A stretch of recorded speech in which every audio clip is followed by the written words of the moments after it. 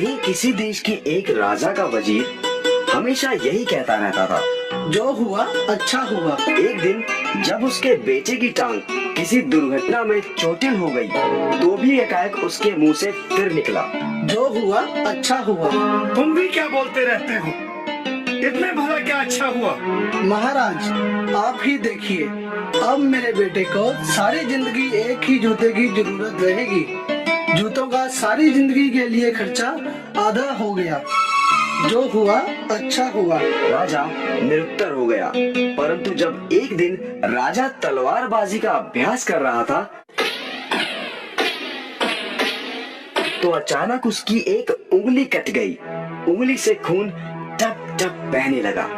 ओ माँ, ओ परमात्मा, हाय! उसका हाल बेहाल था। वह दर्द से छटपटा रहा था कि तभी वहाँ खड़े वजीर के मुंह से अपने आप निकल गया, जो हुआ अच्छा हुआ। अब तो राजा का गुस्सा 7वें आसमान पर पहुंच गया था। उसने हुक्म सुनाया, इस बेवकूफ वजीर को कारागार में डाल दिया जाए। और फिर वजीर को कारागार में बंद कर दिया गया। राजा का दरबार फिर उसी तरह लगने लगा। बस कमी थी तो बस उसी वजीर की। एक दिन राजा जंगल में शिकार करने के लिए निकला तो रास्ता भटक गया। उसे जंगल में ही डाकुओं ने अगवा कर लिया। वे डाकू अपने देवता को खुश करने के लिए उसकी बलि देना चाहते थे। वो राजा को अपने पुजारी के पास ले गए।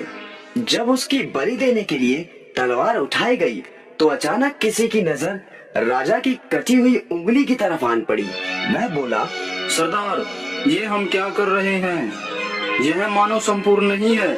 इसकी तो एक उंगली कटी हुई है। बलि देने के लिए तो पूर्ण व्यक्ति की जरूरत होती है। इसलिए राजा को छोड़ दिया गया। वह वजीर के पास पहुंचा और वजीर को छोड़ दिया। और फिर राजा ने उसे बताया कि उसके साथ क्या घटा था।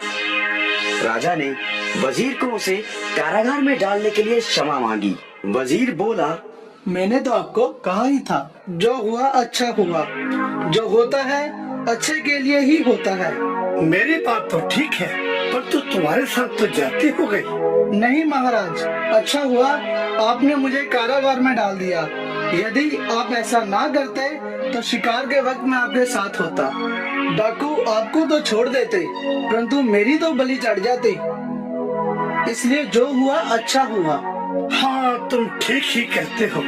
जो होता है भले के लिए ही होता है।